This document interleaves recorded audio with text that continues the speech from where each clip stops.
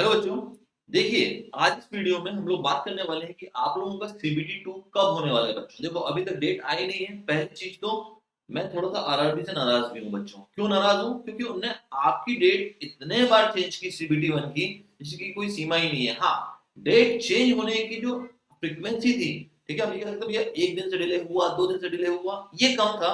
But बहुत बार change किया, ये गलत है। ठीक है भाई, सेंट्रल लेवल का एग्जाम है यार, सेंट्रल लेवल के एग्जाम को थोड़ा समझना चाहिए कि हमें एक पूरा फाइनलाइज कर लेना चाहिए पहले प्लान, देन डेट को रिलीज करना चाहिए, ताकि बच्चे भी जो अपनी प्रिपरेशन कर रहे हैं ना, तो बार बार बच्चों के माइंड में भी डाउट ना जाए कि यार एग्जाम होगा भी कि नहीं होगा। ठीक है, चलो जो भी हुआ, फाइनली आपका सीबीटी 1 हो गया। 16 17 18 दिसंबर को आपका सीबीटी 1 कंप्लीट हो गया।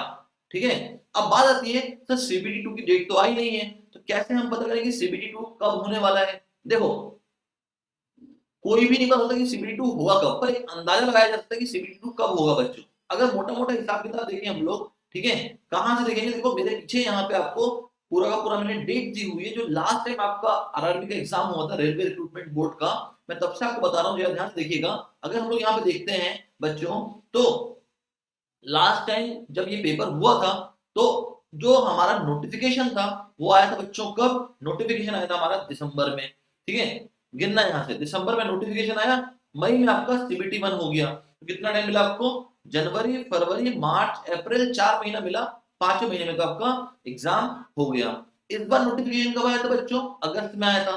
तो सितंबर अक्टूबर नवंबर दिसंबर, यानी आपका 5वें महीने में तो फिर से पेपर हो गया। मतलब 4 महीने का गैप मिला आपको। जो लास्ट पेपर में भी ट्रेंड फॉलो हुआ था और इसमें भी सेम ट्रेंड फॉलो हुआ है कि जब नोटिफिकेशन आ गया, उसके 4 महीने बाद आपका एग्जाम हो गया। ठीक है, सीबीटी 1 की बात हो रही है। तो अगर उसी ट्रेंड को पकड़ूं, तो अगर आपने देख रहे हो यहाँ पे, आपको दिखाई दे रहा है यहाँ पे, ठीक है, मेरे पीछे, कि भाई सीबीटी 2 की डेट क्या थी, तो अगर देखिए ध्यान से, तो बच्चों अगर आप लोगों का मई में हुआ था सीबीटी 1, तो जून जुलाई एंड अगस्त, मतलब लगभग 3 महीने का समय, अगस्त में आपका सीबीटी 2 हो गया था, 3 महीने गैप के बाद।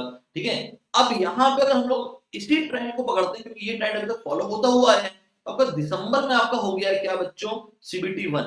तो अब आपका जो सीबीटी 2 है, उसके लिए क्या टाइम होना चाहिए? अप्रोक्सीमेट टाइम जनवरी फरवरी मार्च, मतलब मार्च में तो आपका एग्जाम हो जाना चाहिए सीबीटी 2, अगर इसी ट्रेंड को पकड़ा जाए तो। बट फिर भी सेफ्टी फैक्टर को लेते हुए, ठीक है, आपको 15 दिन का एक बफर रखना चाहिए। आपको ये समझ चलना चाहिए कि ये 15 दिन पहले एग्जाम हो सकता है, मतलब फरवरी तक हमारी तैयारी पूरी हो जानी चाहिए बच्चों। ठीक है, अब ये तो बात हो गई कि सर हमारा तैयारी का कब तक का हमारे पास समय है, वो है फैब तक का, क्योंकि फैब में आपका एग्जाम हो जाना चाहिए। मार्च हम लोग गिने ही ना, क्योंकि अगर मार्च में हो तो हमें 10 एक दिन हमको एक्स्ट्रा मिल जाएगा पढ़ने के लिए, बट हम लोग उसको बफर में रखते हैं, उसको गिनते नहीं है। ठीक है, ये तो बात होगी सीबीटी 2 की, जो आपको मैं बताने आया था यहाँ पे। अब अगर मैं आपको बताऊं कि सीबीटी 2 में पढ़ना क्या क्या है बच्चों, तो थोड़ा ध्यान से देखिए। अगर मैं सीबीटी 2 की बात करूं, पढ़ना क्या क्या है, ठीक है, पूरा सिलेबस आपके सामने है। ठीक है, मैं भी पूरे सिलेबस को आपके सामने बताता हुआ जा रहा हूँ एक एक करके, थोड़ा ध्यान से देखिएगा। देखिए, सबसे पहले जनरल अवेयरनेस है, जो आपने ऑलरेडी सीबीटी 1 के लिए पढ़ा हुआ है। कितने मार्क्स का भैया? लगभग 15 नंबर का है ये आपका। ठीक है, 15 नंबर का है आपका सीबीटी 2 में। ठीक है, जनरल अवेयरनेस। अब अगर बात करता हूं मैं फिजिक्स एंड केमिस्ट्री की, जो आपने पढ़ा हुआ है, किसके अंदर? सीबीटी 1 के लिए पढ़ा था आपने, वो यहाँ पे भी है आपका 15 नंबर का। ठीक है, तो सीबीटी 2 में भी आपका फिजिक्स एंड केमिस्ट्री मिलेगा बच्चों। फिर बात करते हैं बेसिक्स ऑफ कंप्यूटर्स की, जो basic of computer and application है, और दूसरा जो हमारा है basic of environmental and pollution control है। देखो, जनरली अगर हम लोग कंप्यूटर्स और ये पॉल्यूशन कंट्रोल वगैरह की बात करते हैं ना, तो अब बच्चा बोलता है पढ़े कहाँ से?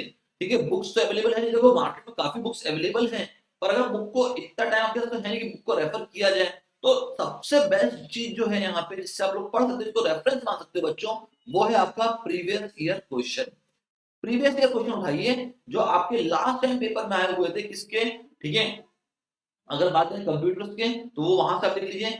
जो भी आपके एनवायरमेंटल एंड पॉल्यूशन कंट्रोल के हैं, ठीक है, ये आप कुछ क्वेश्चन तो प्रीवियस से देख सकते हैं, कुछ क्वेश्चन आप उठा सकते हैं सीपीसीबी से। ठीक है, सेंट्रल पॉल्यूशन कंट्रोल बोर्ड है ना, वहां के पेपर को देखिए, वहां से भी आपको कुछ क्वेश्चन मिलेंगे सीपीसीबी से। ठीक है, वो क्वेश्चंस को भी सॉल्व करिए, क्योंकि देखो कहीं ना कहीं अगर हमें environmental and pollution control question उठाने हैं, तो कहां से उठाएंगे? जो उसका जो पेरेंट संस्था है भैया, उसकी जो उसको पूरा उसके डील कर रही है, वहीं से क्वेश्चन लिए जाएंगे। तो वो कौन है? सीपीसीबी, आप उसके एग्जाम से भी देख सकते हैं। तो मैंने आपको दो रेफरेंस बताए, एक आपका प्रीवियस ईयर क्वेश्चन, दूसरा सीबीसीबी से भी आप एनवायरमेंटल पॉल्यूशन कंट्रोल के क्वेश्चन देख सकते हैं। ठीक है, अच्छे खासे क्वेश्चन आने वाले, 10-10 क्वेश्चन यहाँ से आपके आएंगे बच्चों। इसके बाद बचता है आपका टेक्निकल एबिलिटी, ठीक है, जो कि लगभग लगभग आपका होगा 100 मार्क्स का बच्चों। ठीक है, लगभग लगभग कितना होगा, 100 मार्क्स का होगा ये।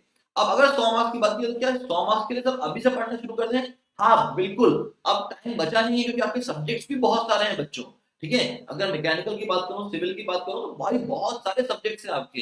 तो अब यहाँ पे ये नहीं बचा कि भाई मैं पढ़ना कब से शुरू करूं, पढ़ना तो शुरू कर देना चाहिए अब। ठीक है, और खासकर उन सब्जेक्ट्स को पहले करो जिनका वेटेज लास्ट पेपर में, जो हमारा आरआरबी का पेपर हुआ था, उसमें जिसका वेटेज सबसे ज्यादा था ना, उस पर्टिकुलर सब्जेक्ट से अपनी प्रिपरेशन को स्टार्ट करिए। ठीक है, उन सब्जेक्ट को फटाफट खत्म करना शुरू करो। जो लोअर वेटेज वाले सब्जेक्ट हैं उन्हें आप बाद में भी करेंगे चलेगा, बट पहले हमें करना है भैया जितने भी हाई वेटेज वाले सब्जेक्ट हैं।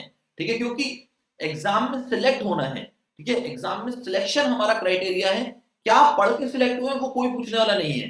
ठीक है, अगर ऐसा होता कि बिना पढ़े सिलेक्शन हो जाता, तो भी आपको ये नहीं पूछता भाई सिलेक्शन हुआ कैसे, सिलेक्शन हो गया, जॉब मिल गई, वो हमारे लिए इंपॉर्टेंट थी। आज की डेट में भैया सबके सब उगते सूरज को सलाम करते हैं, कोई भी डूबते सूरज को सलाम नहीं करता है।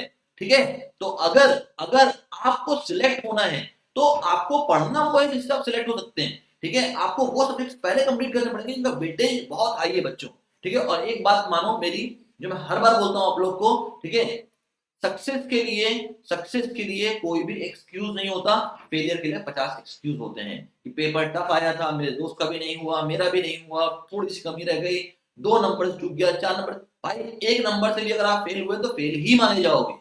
ठीक है, तो सबको बोलता हूं सीबीटी 2 के होने की संभावना आपकी होने वाली है मार्च में। ठीक है, मार्च 2025 में 90% चांस है कि आपका सीबीटी 2 हो जाएगा as per the previous trend. ठीक है, सीबीटी 2 के लिए पढ़ना क्या क्या, तो मेनली आपको, अगर मैं नॉन टेक पोर्शन में बात करूं तो ऑलरेडी आपने सीबीटी 1 में कवर किया हुआ है। सिर्फ नया क्या है, कंप्यूटर्स नया है, एनवायरमेंटल एंड पॉल्यूशन कंट्रोल नया है बच्चों, और टेक्निकल तो पूरा का पूरा आपको पढ़ना ही है। ठीक है, रिसोर्स बता दिए हैं मैंने, फॉलो करिए। ठीक है, और इस एग्जाम को क्लियर करिए। मेरी तरफ से आप सबको best of luck for your CBT 2 exam. अच्छे से पढ़िए और सिलेक्ट होइए, क्योंकि रिजल्ट मैटर करता है एक्यूमेंट के लिए। ठीक है, मिलते हैं नेक्स्ट लेक्चर में या नेक्स्ट वीडियो में। Till then bye bye everyone and thank for your time.